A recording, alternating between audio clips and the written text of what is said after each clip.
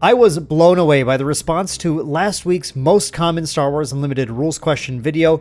There were so many people saying it was very helpful for them, so many likes, and there were tons of people asking questions in the comments, more rules questions that I didn't cover in the video, which I was absolutely happy to take some time to answer. And once again, in this video, you are welcome to do that. So if there's anything I don't cover in this one, go ahead and leave a comment down below. I will get back to you with the most accurate answer I can. And if you need a citation for the comprehensive rules, let me know and I will provide that as well. So in this week's video, once again, we are going to be covering 7 more commonly asked rules questions from Star Wars Unlimited based on the comments I received to last week's video and just paying attention once again to social media, Discord, Facebook, everything like that. I hope you find these helpful as well. There will be a few things that are on the easier end again, and we will get to a few things that are a little more complex towards the end of the video. So stay tuned for that, and I hope you guys find this helpful once again. Let's jump into the video.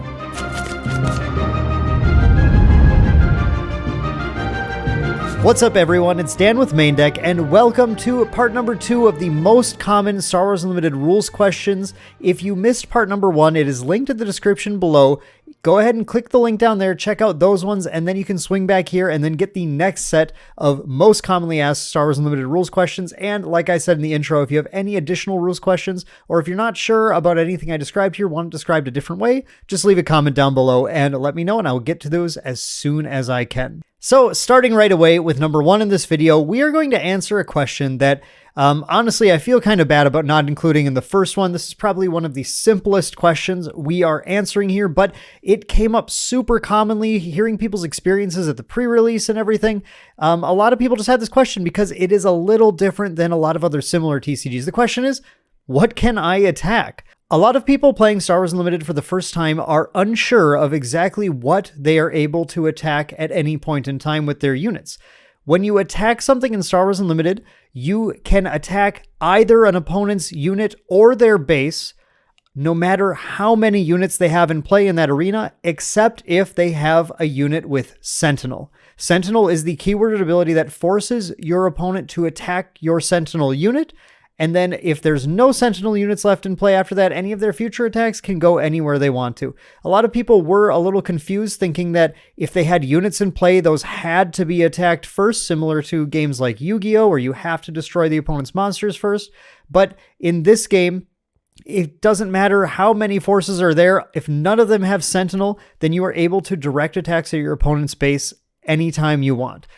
Likewise, some other card games will require units to be exhausted before you can attack them, or some other card games will allow you to block your opponent's attacks or units. Neither of those are the case in Star Wars Unlimited. Whether a unit is ready or exhausted, it may always be chosen to be attacked, and the base may always be chosen to be attacked. The one major exception being if a unit with Sentinel is in play. One more thing, actually, I do want to mention about that. Again, you cannot attack cross arenas, so a space unit cannot attack a ground unit cannot attack a space unit, unless there is a special ability allowing you to do that. And similarly, Sentinels in the space arena do not prevent your ground arena units from attacking the opponent's base or any other units. They can attack anything they want to. It's just if the Sentinel's in the same arena, then it must be attacked first before the opponent can attack anything else. Question number 2 was about shields. And this is a great question because shields in Star Wars Unlimited are a little different than shield type implementations in other card games. In some card games, shields have certain things they prevent, or they only prevent 1 damage or something. Here's how shields work in Star Wars Unlimited. A shield upgrade is an upgrade that is applied to something usually through an effect like Shielded, or an effect like Luke Skywalker Leader ability, and the shield upgrade will prevent the next source of damage that would be dealt to the opponent, and the full source of damage, mind you, not just 1 damage, however much damage. It could be 1, 3, 5, 10, a million damage in one shot. The whole damage source is prevented to that unit in particular. Shields do not stop effects that defeat units outright, however. If an effect like Vanquish is played, it doesn't matter how many shields are on that unit, it is defeated. And that's another important point to bring up as well. You are allowed to have multiple shield upgrades on the same unit. When a source of damage is dealt to that unit, 1 shield upgrade will be defeated instead of the unit taking any damage from that source. Now, I've also seen some very interesting questions about how to sort of get around shields with effects like Overwhelming Barrage. The question is usually, am I able to use this damage from Overwhelming Barrage and like direct some at the shield and then direct more at the unit to defeat it?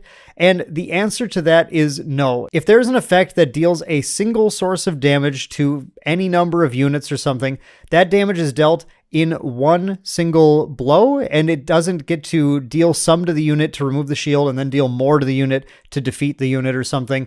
The unit with the shield will lose the shield instead of taking any of that damage, and then any of the rest of the damage from something like Overwhelming Barrage or let's say Emperor Palpatine Rare, that would be dealt to everything else as normal. Anything with shields would lose the shield, anything else would take the damage that was assigned to it. Now, there are effects that can allow you to sort of get around shields. For example, Maximum Firepower is an effect that deals damage in two separate sources, from one Imperial unit and then from the other Imperial unit. So the first one would pop a shield on the unit, and then the second one would potentially deal damage to the unit or pop a second shield on it. And speaking of those cards, this is somewhat unrelated, but it's a good time to mention this because this question did come up a little bit, but effects like Overwhelming Barrage, Maximum Firepower, those are not considered attacks. Some people wondered if those effects would exhaust your units when you use them, but it does not exhaust them. It is not an attack. And we did cover attack effects in the previous video, so go back and watch that again if you have any more questions about how that works. All right, number 3 is probably one of the most common question types that I've seen asked. Now, again, one that I feel like probably should have been in the first video, but hey, we're covering it here, so it's all good. That is, what exactly can my effects target? People have a lot of questions about what feels right for certain effects to be able to target. The long and short answer to this is actually really simple. An effect can target exactly what it says it can. In TCGs, the wording on your card effects is very particular and very specific. An effect can target exactly what it says it can. If it says it can target a unit in play, it can target any unit in play. It could be a regular unit, it could be a leader unit, it could be a friendly unit or an enemy unit. If an effect couldn't target some of those things or could only target specific types of units or units in specific arenas, it will list exactly where that target has to be. For example, Darth Vader Leader can deal 2 damage on attack to any unit. That can be a unit in the ground arena, that can be a unit in the space arena. It doesn't matter.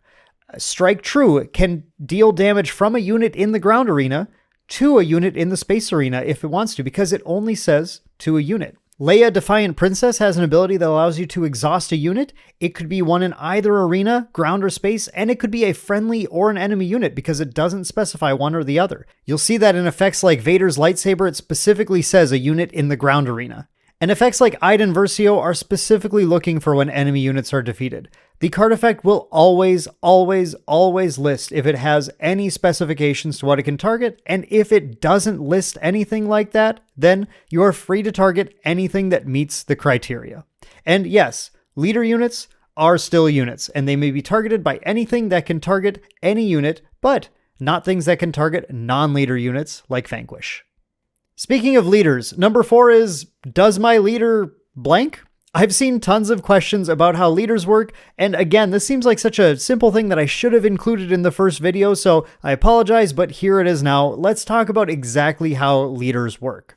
Now, all leaders have a front side, that horizontal side that the leader begins the game and play on, and that has an epic action on it that allows you to deploy that leader later on by putting them into, at least in set 1, the ground arena specifically.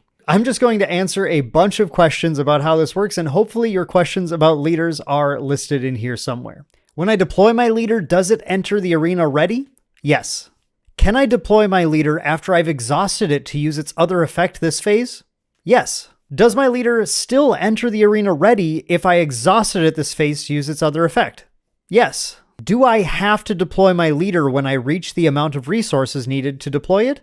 No, you can deploy it at any point in the game after you've reached that number of resources. Do I have to pay resources to deploy my leader? No. Then why does my leader have a cost on the backside? That's just for effects that might reference it. Can my opponent stop me from playing my leader by naming it with Regional Governor? They can name your leader with Regional Governor, however, that doesn't stop you from deploying the leader. It would only stop you from playing it, and leaders are deployed, not played. Again, wording in TCGs is very specific. What happens when my leader is defeated? It returns to the leader zone, exhausted. As you can tell, deploying your leader is a very powerful move, and it's usually a very important turn in your Star Wars Unlimited game, so you want to make sure you do it carefully and correctly. And hopefully these rules help you understand all the nuances to what you can and can't do when you are deploying your leader. Next, let's talk about taking control of enemy units. There are a few effects like Change of Heart, and I think seen more commonly Traitorous right now, that allow you to take control of your opponent's units, and then there are some questions about what happens when you do that. A very common question is, does this trigger any when played abilities? No, you're not playing the unit, you're simply taking control of it. When you take control of a unit, it also doesn't change whether it's ready or exhausted. It comes to your side exactly in the state that it was on your opponent's side. So if it was already exhausted, then it's still exhausted for you. If it was ready, you're going to be able to attack with it that turn as well. And then I think we see very commonly the question of what happens with an on defeat trigger for a unit that I took from my opponent. The answer is whoever is the controller of the unit when it is defeated gets to resolve its when defeated ability. So for example, if you Traitorous the opponent's super laser technician and it becomes defeated, the player who controlled it, in other words, you who took it from your opponent, actually gets to place that in as a resource on your side of the field, which is pretty powerful. So make sure to watch out for that. Okay, so these next questions are going to get a little more specific, and we're going to talk about how to resolve different types of triggered effects in the game. So really quick, I want to mention just what a trigger is, because that's not always a term that's completely understood by people who are newer to the TCG space. A triggered ability is one that happens when a certain event happens in the game. So there are lots of really easy examples, and a nice thing about Star Wars Unlimited is it makes them pretty clear when a card has a triggered ability, and usually it'll say when or on or something, and it'll just basically tell you a time in the game or an event that you're looking for that will cause this event to happen. So a really common one we just went over is when defeated. We also have things like when played, we have on attack, we have when this unit completes an attack, and plenty more. So a great question is, what happens when multiple of these triggers would happen at the exact same time? So just from some people's early successful decks, here is a super common situation that people have been asking the rules for many times. We have Energy Conversion Lab, and we have Fett's Fire Spray. Now, Energy Conversion Lab lets you play a unit with cost 6 or less and give it Ambush for the turn. Ambush is actually a triggered ability that says, when played, you may ready this unit, and then you may attack an enemy unit with it. Fett's Fire Spray has another when played effect that says, if you control a Boba or Jango Fett leader, ready this unit. When you use Energy Conversion Lab to play Fett's Fire Spray, you are playing a unit that has 2 when played abilities. So the question is, how do you choose how to resolve those? The answer is anytime there are multiple simultaneous triggers owned by a single player, that player gets to choose the order in which they resolve. That player will then resolve each ability in order, in the order of their choice, and once they completely resolve one ability, they move on and resolve the next one until they've resolved every pending ability. In the case of Energy Conversion Lab and Fett's Fire Spray, what you will commonly see people do, because it's better to do it this way, is they will resolve the ambush ability of Fett's Fire Spray. They will ready Fett's Fire Spray and then have it attack an enemy unit. And then they will resolve the when played ability of Fett's Fire Spray to ready it if they control a Boba Fett leader.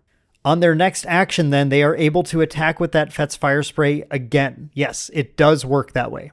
Now, this gets a little more complicated when multiple players have triggers that happen at the exact same time. For example, let's say we're in a Twin Suns game, a multiplayer game of some kind, and someone plays a Super Laser Blast, and all 4 players have units in play that have when defeated abilities. When this happens, whoever's action it currently is, for example, whoever is currently playing the Super Laser Blast, has to make a choice about which player is going to resolve all of their triggered abilities first. It could be that they have themselves resolve all of their triggered abilities first, or they could have another player resolve all theirs first. Once a player is chosen, that player then gets to choose the order in which their triggered abilities resolve, just like normal.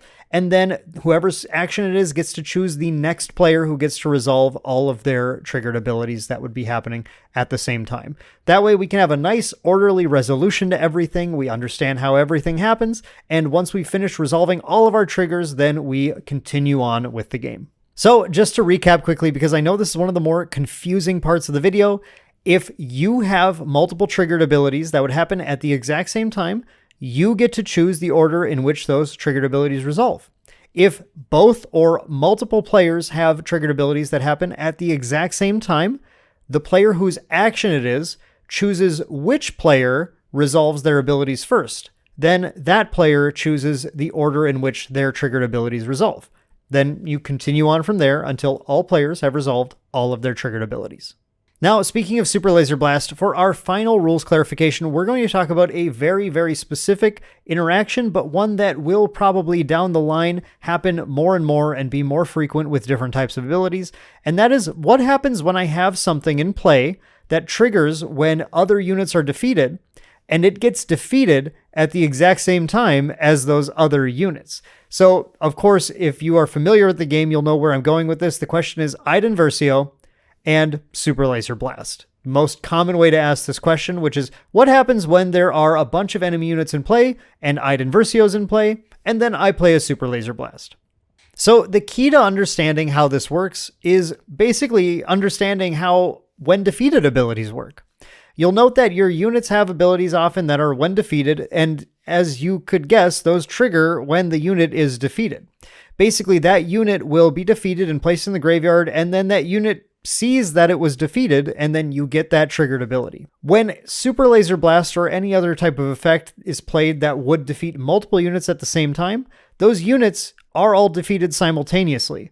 Just like any unit with an on-defeat ability would see its own defeat, when you have an ability like Id Inversio's, that is when an enemy unit is defeated, if she's defeated at the same time, she still sees herself being defeated, not that she cares, but she also still sees all those other units being defeated. It happened at the exact same time, just like on defeat triggers, so she is able to see everything that was defeated within that event.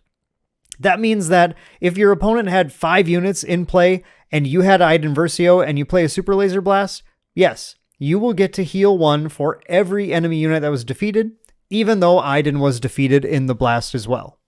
All right, and that's going to do it for our second installment of the most commonly asked Star Wars Unlimited rules questions.